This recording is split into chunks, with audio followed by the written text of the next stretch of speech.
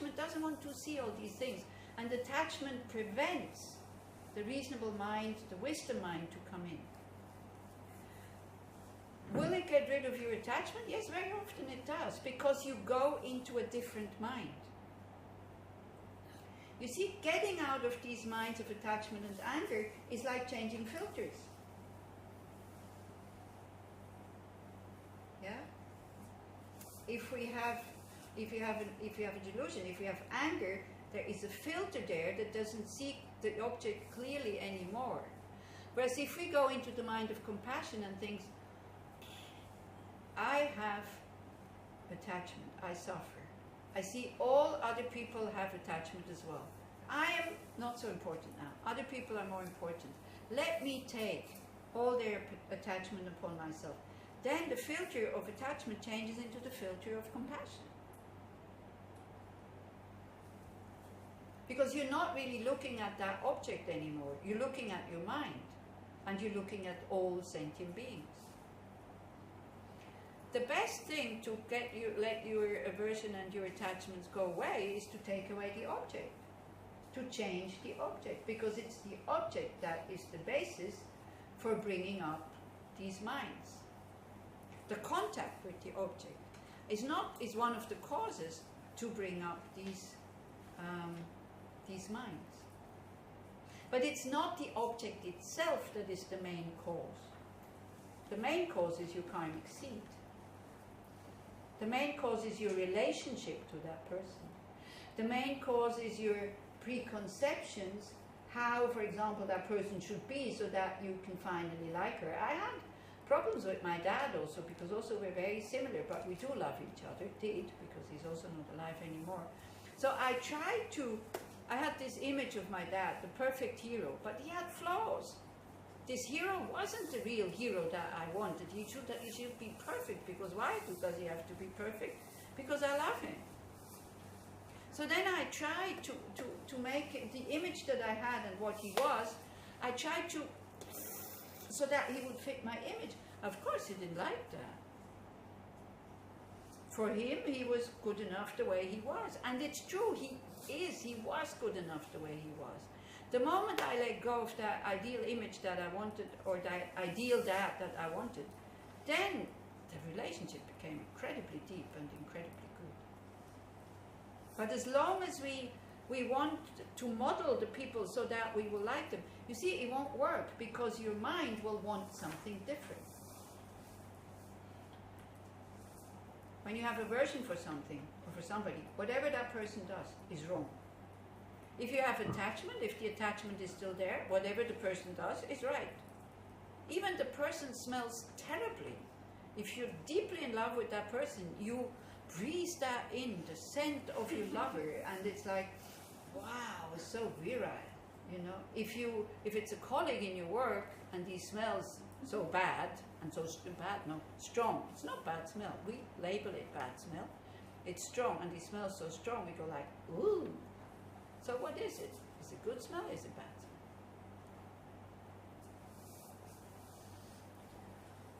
smell? Huh?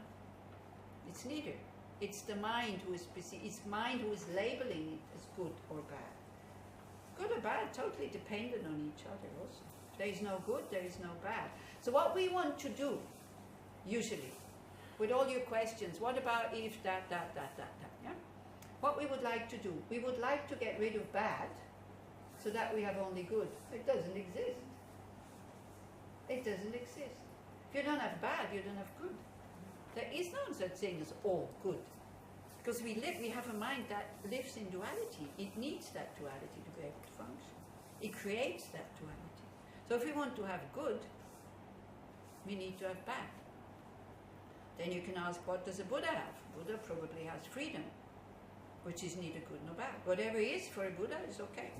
Because why? Everything is impermanent. Everything has causes and conditions. Everything changes. Yeah? So concerning the three objects, three poison and the three virtues, the instruction to be followed in short is to be mindful of the practice in general. So that means this is the post-meditation period. What you do when you come out of your meditation. You start to observe your mind. You start to look at these three objects. and you start to stop giving the blame to the object that they bring up aversion and so forth and so on. By taking these words to heart in all activities.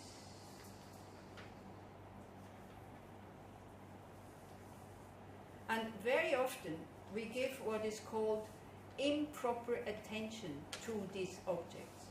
See, when you look at an object with attachment and you allow the attached mind to go there, it starts to totally fantasize and how that will make me happy, and not having it is suffering and all that. That is inappropriate attention because it doesn't calm the fire of attachment or anger. So appropriate attention would be to go inside. How do I feel? What's the story that this mind is telling me? But we don't. And the moment you take your attention inside, the negative mind very quickly collapses. But it doesn't want to let go. The ego does not want to let go. Why? Why do you think is that? Huh? Afraid of what? Afraid of becoming a nobody. You see, I'm in general quite well. What happened yesterday is quite rare. In general, I don't have any health problems. Or if I have, I don't make big fuss out of it. So I'm a very boring person. People ask me, how are you? I say, I'm well. Then conversation finished. Not interesting. The I loves problems. And all these attachment, aversion, jealousy, pride, it gives it food. It says, the Buddha says I don't exist. Look, I'm right here. Don't believe what the Buddha says. This is it. It's frightened. It gives us energy. We become somebody special because the stronger these negative emotions, the more we separate ourselves from others, the more we become a very big individual. The bigger the target to have disappointment and for others to harm and hurt us. This is the problem of this I. We're so used to have these negative emotions that we actually enjoy them. And this also, next time, look, when anger comes up, we feel so alive because they wake us up. You see, what we're training in the meditation is mindfulness, a stable shamatha meditation to be present, and then the sharpness, the clarity of the mind, which is awareness. And that gives us a lot of energy when we're totally there. But we're not interested in ourselves or in life strong enough without these negative emotions. So we get bored. The ego wants excitement. It wants it very strong. This is why if you look at toys, I don't know how they're now, but there was maybe 10 years ago, the toys that were made out of plastic and loud colors and loud noise, and in order to irritate, in order to wake up the senses. So we train the little children with these things, so that then also these impulses have to be very strong for the mind to wake up. And then we never have peace. And then we never have what we want because the mind doesn't want to be irritated and rubbed like this. The mind wants to be at peace. The mind wants to live its own nature of spaciousness. But somehow the habit of living these emotions is very strong, and then we don't see anymore. You know, if the first time I came to Israel, I thought that people were really angry. Now I see this is just the way that they behave. I don't take you so seriously anymore. But at the beginning, one thing is I was frightened. And the other thing is, I started to behave the same way. I started to react to your anger. Now it's like, I'm not impressed because I think it doesn't go that deep. But still sometimes, also when I walk around here, when I see the other guests, I was sitting like having my tea next to somebody. I was totally non-existent for her. People are so locked into their own space. It's amazing. If they don't know each other, they also open up very quickly. I think if I would have started a conversation, then she would have opened up. But like instinctively, just to look and say hello, something like that, very few people do. Have you noticed that? If you take a walk in the morning, or just every morning you take a look. I remember it in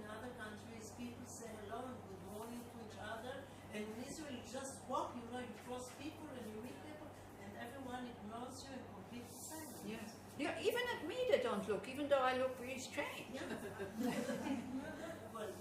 Other countries, they look, because they think, what on earth is that? Yeah.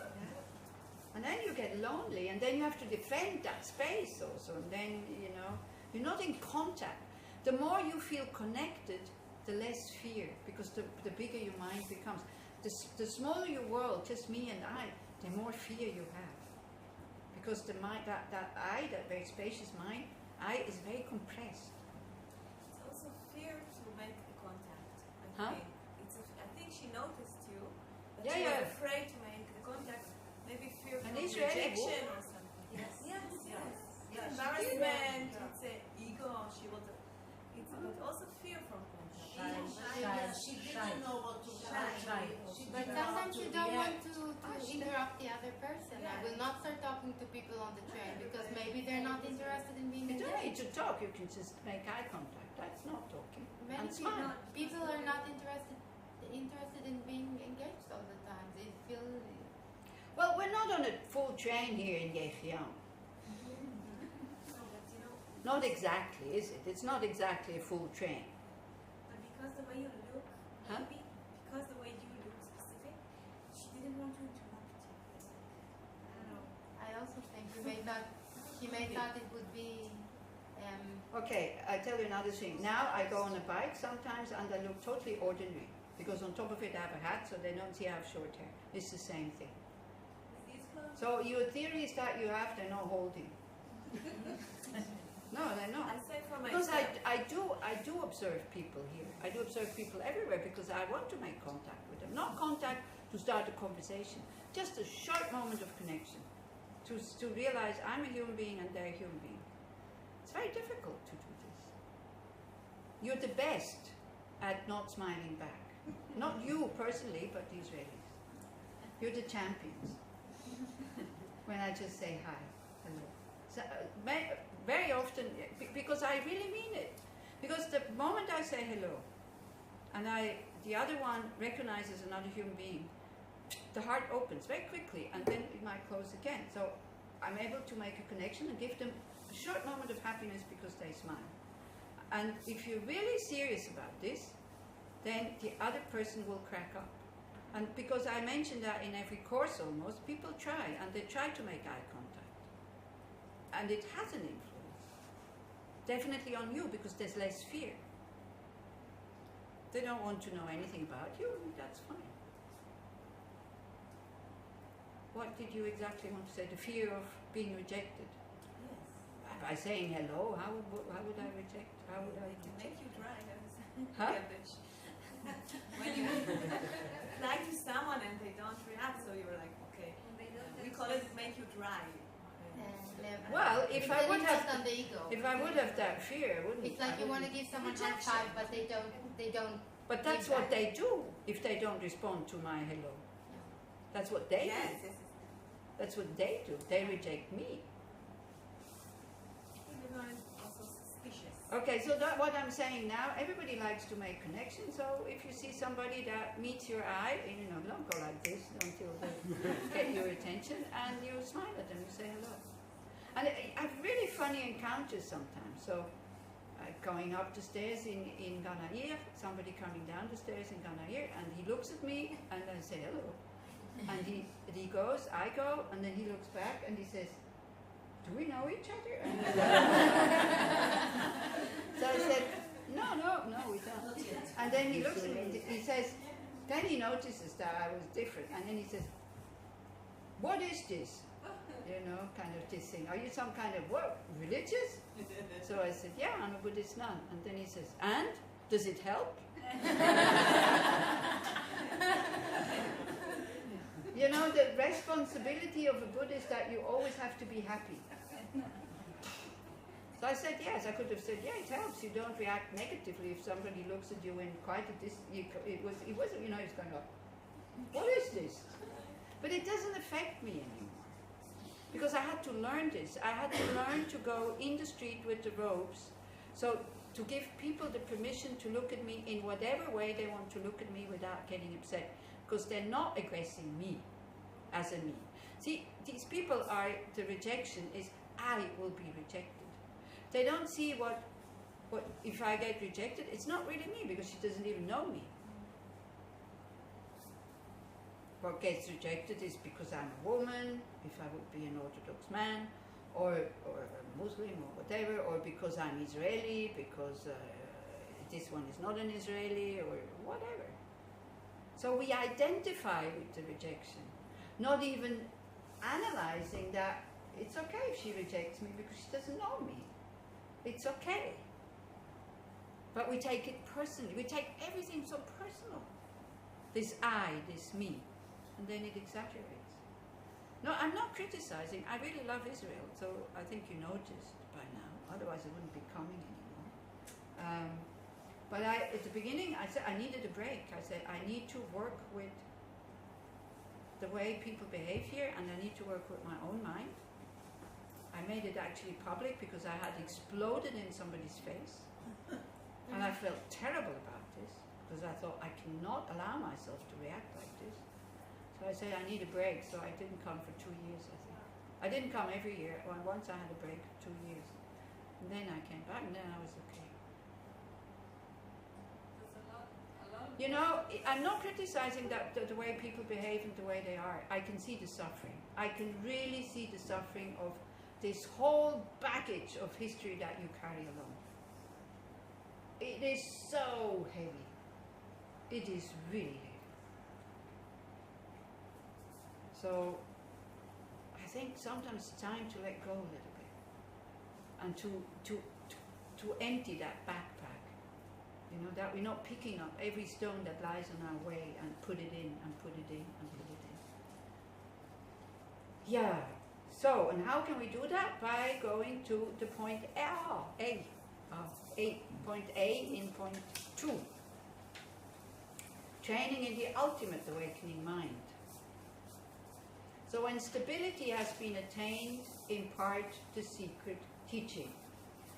So what kind of stability needs to be attained? What do you think? Awareness, mindfulness and awareness. When you have these two things, that when you start to understand the teachings of emptiness, when you're the right vessel to give these teachings. So I don't know if you're the right vessel, but we'll try, because it can, if somebody is borderline, they can think, oh great, I've realized emptiness. But it's not like if somebody's very unstable, these teachings are not so great for them. Yeah? If you don't understand what I'm talking about, it's much better than if you think you understand. Because the moment you think you understand, again you have a view. Oh, it's like this. And then again you're in dualism.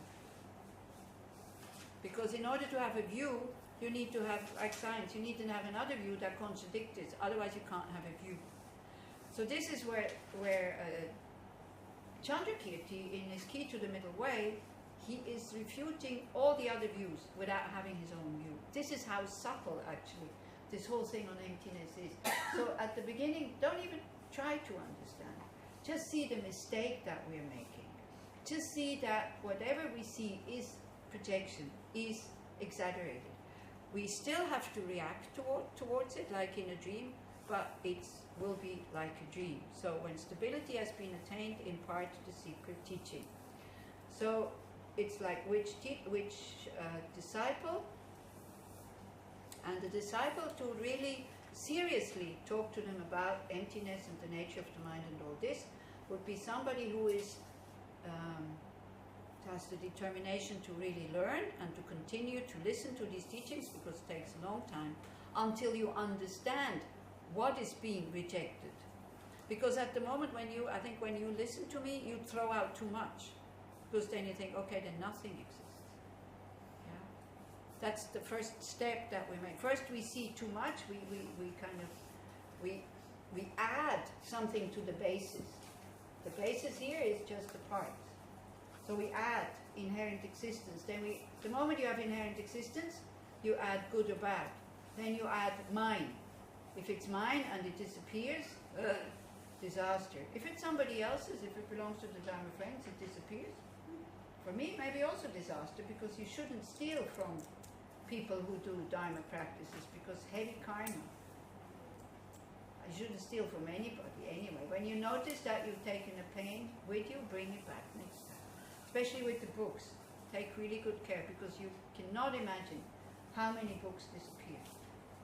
It's amazing. Even though we have lists and they need to put their names, somehow the books still disappear. So don't think when you have a book at home since 5 years and you see it and you go, oh, yeah, well, I didn't bring it back for 5 years, I don't bring it back anymore, now it's mine.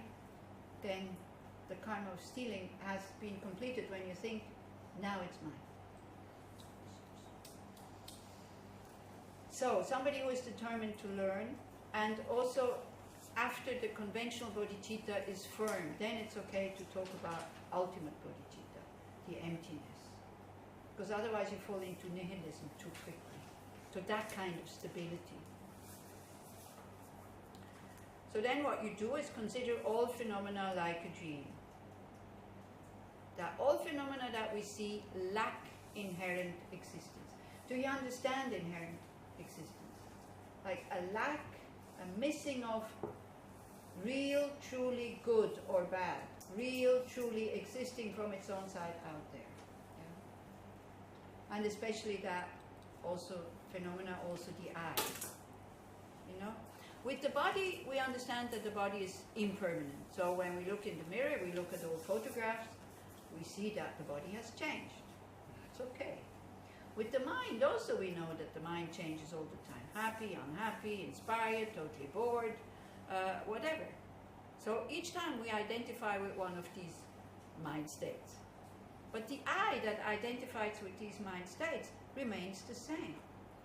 So if somebody would come and say, oh, I can give you a better body, do you want to have it? I would say yes. No? Yeah, a body who doesn't need any care. No medicine, no care, never has any pain, sits in meditation as long as you want, allows the mind to be quiet. I tell her, I take this body. Yeah? Who doesn't need any food, who doesn't even need sleep. Wow, great, but it doesn't exist. So, but let's say it does exist. I say yes. Then somebody comes and says, I can give you a better mind, a mind that doesn't have so many negative emotions. Do you want to have it? What would you say? What would you say? Of course, better, come on. So then, imagine that scenario. Here comes the person with the new body, here comes the person with the new mind. So you have to get rid of your old body before you can put the new one, and you have to get rid of the old mind before you can put the new one. Where does the I go in the meantime?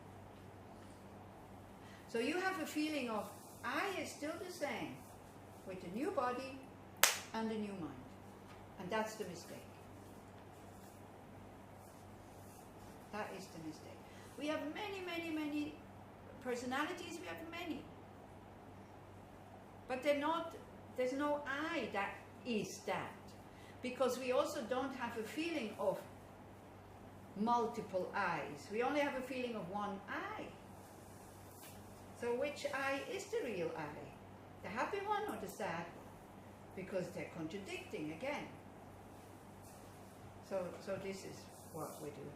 So consider all phenomena as like dreams. Or what you can do also as like a movie. A movie exists, is produced, there's a scenario, you have a role, but you don't take it so seriously. Still you have to play that role. If you have a problem with somebody who doesn't treat you very nicely in your workplace, and you start to feel that you are reacting in a negative way, then you think, if I would be in a movie, and I would have to play that role of the person who is being mobbed, how would I want to react? Patient, calm, you know, that it just rolls down on me like drops of water on a duck's back, or that I take everything in, and you choose how you want to react. You'll be quite likely to succeed because you don't take it so personally anymore. So that is like, what is it? Consider all phenomena as like dreams. So everything becomes much lighter.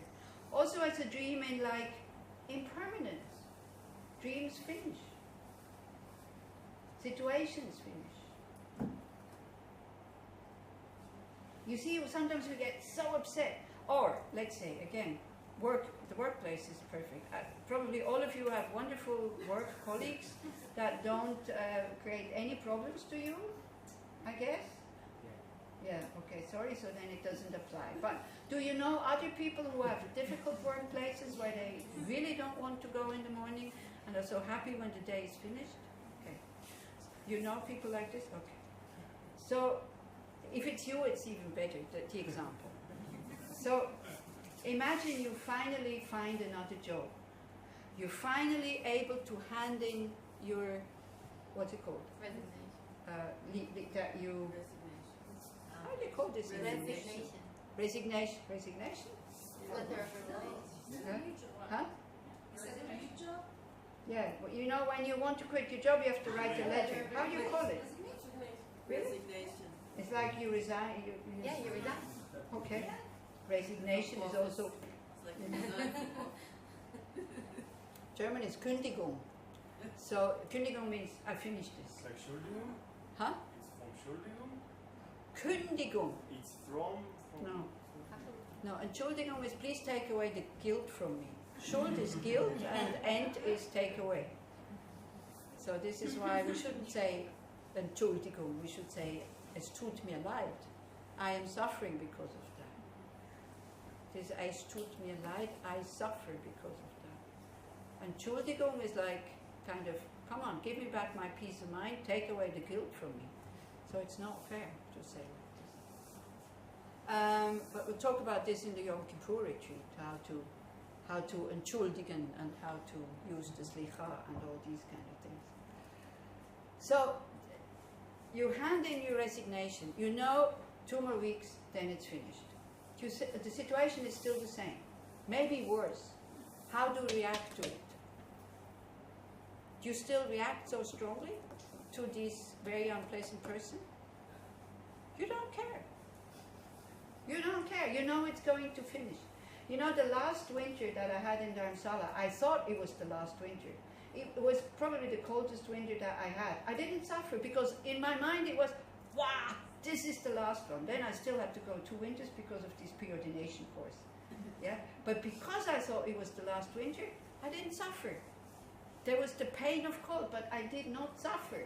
So if we start to work with impermanence, like every dream finishes, every situation finishes, but if we see it as permanent, it will last forever. Oh, then it becomes so heavy.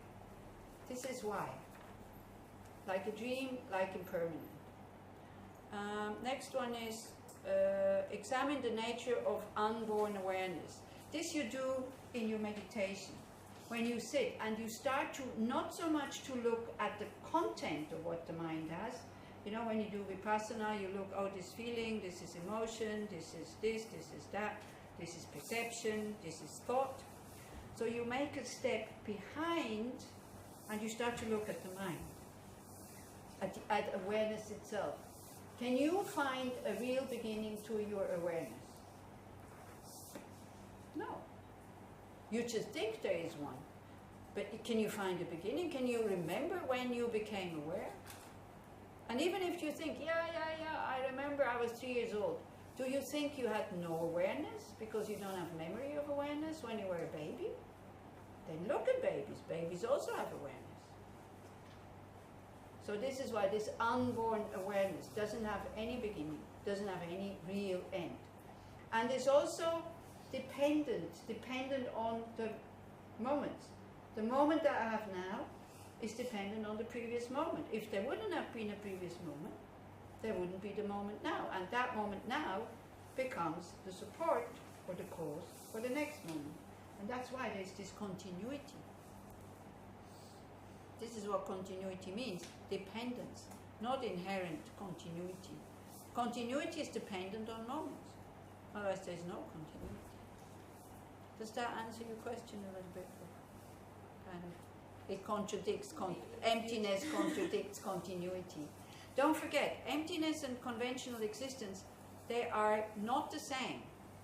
They are, whatever is conventional reality is not ultimate reality. Whatever is ultimate reality is not conventional reality. They're not mixed. They cannot mix. There's not one point where they are the same. They are mutually exclusive, but they need each other in order to exist. There is no emptiness hanging out there somewhere. There's only emptiness of pen, emptiness of self. When this pen disappears, the emptiness of the pen also disappears. But without this pen being non-inherently existing, it could not exist. Okay? Good. Clever people this side. They all nodded. I didn't look this time. You also nodded? Yeah, of course. I have a question. So you see, if you start to look for awareness, you cannot find anything that is awareness. You only find moments. The same thing here with the pen. This term unborn, it's equivalent to like form is emptiness, emptiness is form. Unceasing. Yeah. Increase, no increasing, no decreasing. Yeah. Yeah. You cannot find it anywhere. You cannot find anywhere where you can say, this is awareness. This is referring to... Because these are the awareness of moments of consciousness, which they have an object. So you start to pay attention to that. What is it? What is that awareness? What is that mind that has these experiences? You start to open up a little bit. Instead of just being caught in with what is present in the mind, you start to look at what contains it, these events. And what do you find? Nothing. Unborn awareness. Nothing that you can say, this is the moment you're conscious of something, it's already gone. It's already past. There is no real past, there is no real present, there is no real future. Yet it exists, depending on each other. There's no past, there's no present. If there's no present, there's no future. So this is how it goes. The remedy itself is released in its own place. So what that means is then don't take emptiness and make emptiness as inherently or real existing. This is what I just explained. Emptiness is also dependent on something, because otherwise you fall into nihilism. And then you could even say then you use the remedy actually as poison almost. The remedy itself is released in its own place. You see the emptiness of emptiness. You start to understand that.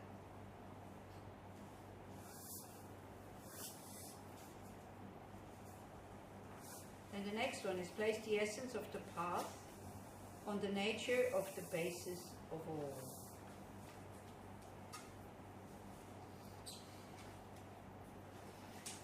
Now the basis of all, because so that's, if you would be in the Kagyu tradition, then there is a lot of talk about the basis of all, alaya. This eighth consciousness that the Geluks kind of deny. Sorry, they don't have it. But even as Geluks, you could think the natural state of the mind, the clarity of the mind. Yeah? Allow the mind to really calm down when you have made all these other steps, okay? You have made all these other steps. Allow the mind to really calm down and then just rest there without thoughts, without going into dualistic analysis. Just be. Just look, and that's incredibly difficult for us. It's Mahamudra, or Dzogchen. You might have heard the words. Understanding the nature of your mind. Seeing the ultimate nature, seeing the conventional, like the activity of the mind and all this. And then there's a very nice video of Chitsuma, Tenzin Palmo, which was made like years ago on the nature of the mind. So what she says, the problem with us is that we identify with the wrong things. We identify with the contents of the mind instead of identifying with what knows. And see, what knows does not know itself. Because if it would know itself, again you would have duality. So that is oneness. And then there's peace. this is it. So again, we cannot really talk about this, and you cannot, through thinking, experience this. You can maybe get a glimpse of it. I think the first evening also, I talked about sports. When you totally lose yourself.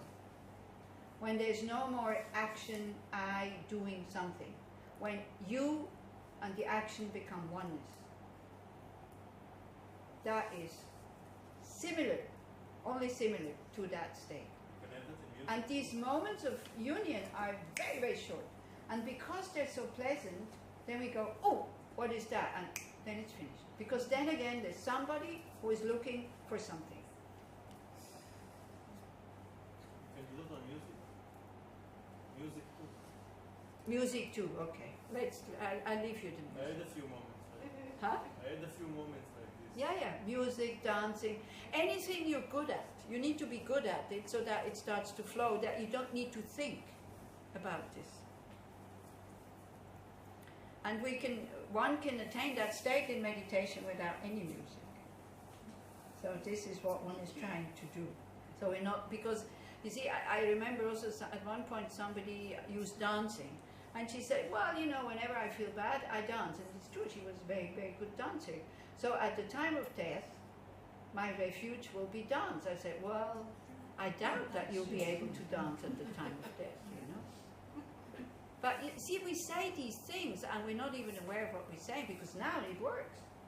It makes her feel good. It makes her forget herself when she starts to dance.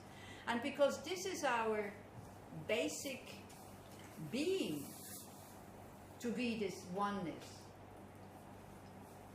That's why it feels good. That's why we feel at home. That's why we look for it, and sometimes with drugs. You would be one with a negative action, one with killing? No, because in a negative action there's always the I present. Even if it's a habit and you're good in it? Like what? Killing, Hunter. hurting. Hunter, butcher. Maybe. I'm not sure. A butcher, I don't think that he is he's seeing this as they don't see it as a negative action. So, I don't know. Gosh, you're asking me questions. Why is that so important? You want to become one with your negative action? No, but we can make a mistake. Huh? We can go to the. I want to know what's wrong or what's not. So. I never thought about it. Yeah, maybe. Maybe, I don't know. But if somebody is a hunter and they shoot something, maybe while they shoot because they're very concentrated, but afterwards it's like, wow, look at me, I shot this, and he goes and has to show it. If you have these moments in meditation, you don't have any need to go out and show everybody, because you can't show anything anyway. So then again, this I did this. I'm not sure if I answer your questions properly. Also, sometimes it's good to ask yourself, why am I asking that question? Or do I want to become oneness with killing? No, not really.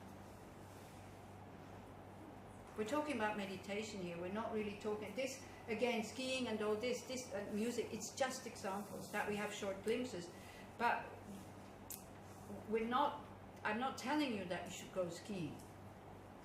I'm telling you that you should experience that in your meditation, not while you're out there, because then it becomes stable. But in the meditation we do the same thing. We have a moment of openness, a gap between the thoughts, immediately we grasp at it, and then it's finished. So that's the first thing we have to learn, not to react to pain nor to pleasure, just to look at it. So this we do with the contents of the mind. Okay?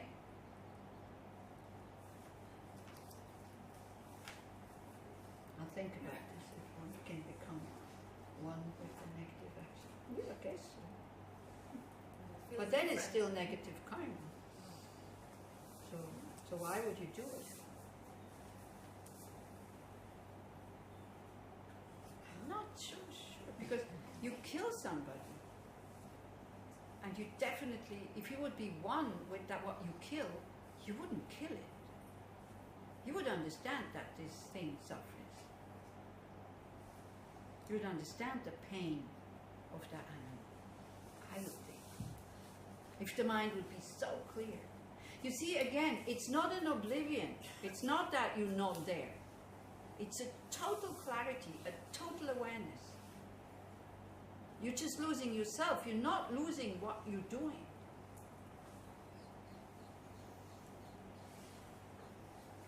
I don't know. Place the essence of the past on the nature of the basis of all. That's that. So that's the essence of the past. That's why we practice. That we start to know who we are. That we learn how to be before we learn what to do. What was that, Itzik? Who we are not. Or who we are not. No, we can say conventionally who we are. There's no separate I from this awareness. So basically, again, it makes us quite a boring person with just an awareness that changes moment by moment by moment by moment. So we don't need to take ourselves so seriously. That's all we are, basically. So then the last one is, in the period between sessions, be a creator of illusions. Sometimes the text goes, my German text goes, between the sessions, behave like a magician. Meaning that if you are a magician and you make the magic, you're not falling for it. It appears to you also like this lady is now being cut apart, but you know the trick, you know what's happening behind the scene, so you're not reacting. It's like being in a movie and being totally involved in the movie, and you start crying, you start to get angry and be afraid, and all of a sudden somebody next to you says, hey, it's just a movie. The whole magic is gone. So our life is like magic, and who is the magician is our mind, creating these appearances, and who is watching them, who is the spectator is the ignorance, which then produces attachment or aversion or fear to what we see. But as long as we do not understand this, we still have to be careful that the car is not going to run over us. We still have to run away when somebody runs after you with a knife, because we haven't understood that this is all just an illusion. We are still very much caught in this dream of inherent existence. So protect yourself. That is totally okay. Shall we stop here? Do we have enough time to read it in Hebrew? Yeah. Yeah? How about you read it out? Yeah, just what we did until now. Because tomorrow I'm going to scan it and send it to Perfect. everyone. Yeah, so you can read it, and then what we did until now. Yeah. To be. התרגול הממשי, אימון בתודעה הנאורה המוסכמת. סלקת לגורם האחד האשם בכל. התבונן בטוב ליבם העצום של כל בעלי התודעה.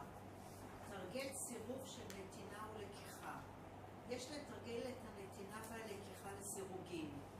בתחילה עליך לקחת על עצמך את סבלך שלך. על השתיים האלה להיות רחובות על גבי הנשימה.